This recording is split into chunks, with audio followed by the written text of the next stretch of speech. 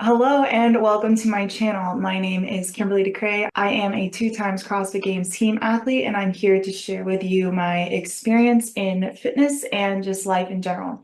So this video is for anyone who has never been out west, just like my husband and I. We've lived in Florida most of our lives and mainly only been on the East Coast and never been to California. So for anyone who wants to go out west anytime you've never done it, I hope maybe you can get some ideas from this or some inspiration of places to go or not to go when you go out there. So the three places that we went to were San Francisco, Napa, and Lake Tahoe. So we took a super early flight and then landed in San Francisco in the afternoon. And I have to say, a lot of the things were what I first expected. The weather was exactly what I've always been described that San Francisco is. It was 68 degrees exactly, very breezy and no humidity, which I love being a Florida girl. We landed there in the afternoon and immediately regretted renting a car. That is the first tip I would say. Going to San Francisco, do not rent a car because we immediately had to pay $80 in parking and we didn't even use the car.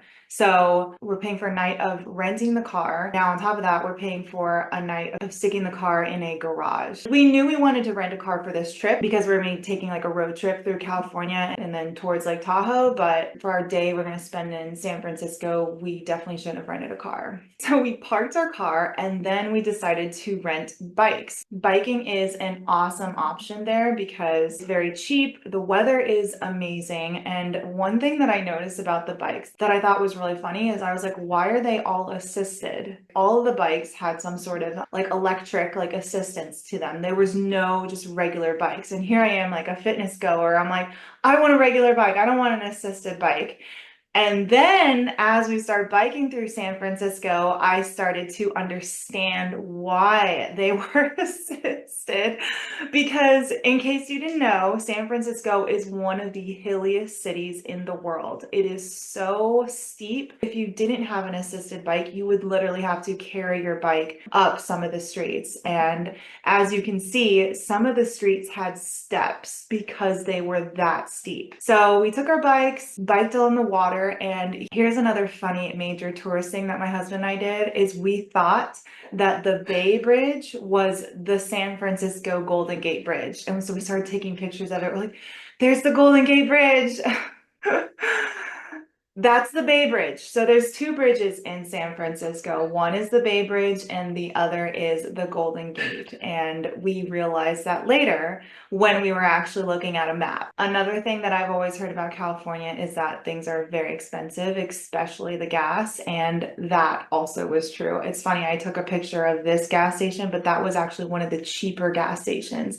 Most of the gas was like over $6 per gallon. Definitely, at least for the US, because worldwide that actually isn't that expensive. In Hong Kong, gas prices are like $12 a gallon, but in the US, that is extremely expensive. So yeah, we biked to Chinatown. Chinatown was awesome. It reminded me so much of China since my dad lives in China. I spent a lot of time there. We got some dim sum there, and I would say that the dim sum was very good. And then after we put our bikes away, like I realized Fisherman's Wharf, that wasn't that far away. So we walked over to Fisherman's Wharf. It was a really cool place, very touristy, a lot of tourist shops. Then after Fisherman's Wharf, we decided to walk a little bit more. So we just started walking around the city and we stumbled upon a Ghirardelli Square, which I didn't even know this was here. I was like, no one told me about this. They tell me about Chinatown and Fisherman's Wharf, but not the Ghirardelli Square. So that was really cool. It was just a few little buildings overlooking the bay, and there were these chocolate shops and just like other little shops. There was like this Ghirardelli chocolate and ice cream shop that there was a long line actually for, and then these cool little booths to sit down and eat dessert. So that was actually an unexpected highlight for me. As you've seen on my channel, all of my desserts that I make. So yeah, that was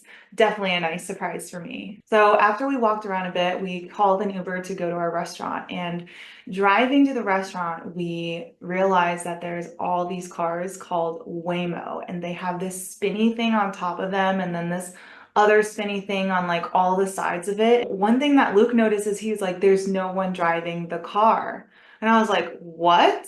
And then we asked the Uber driver about it. He was like, yeah, it's not good for Uber drivers too. It's like this new Uber where the car is computerized and it drives around the city of San Francisco and basically is another source of an Uber. It just takes people to where they want to go. He said that when they first started with this car, it had a lot of accidents, and then they had to have someone get in the car and manually drive it around the city to program it to actually drive like well. So those kind of blew my mind. I've never seen anything like it. Apparently it's only in 3 cities right now, and they're, I guess, trying to decide whether they're going to expand or what they're going to do with them. But the Uber driver was not that happy about them. Another thing that the Uber driver said was that a lot of people are moving out of the city because it's becoming way too expensive, especially after COVID. Things shot up so much, like as you could see the gas prices and stuff. And he said that he drives over an hour to get into the city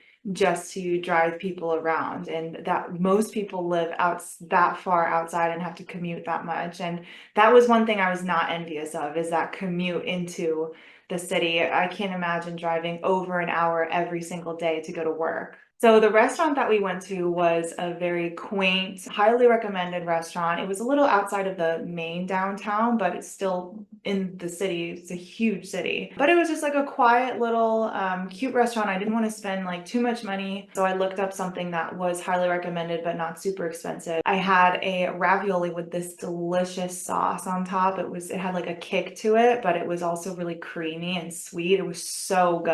And then we had a little wine tasting. They do like wine tastings there. And then to top it off, we had this really good gelato. Another thing that Uber driver suggested to us was to go to Twin Peaks, which we discovered when we went there in the morning is that Twin Peaks is two of the highest hills in San Francisco. So we decided to go there in the morning, which maybe was not the best idea. We didn't realize that San Francisco is actually known for its foggy mornings.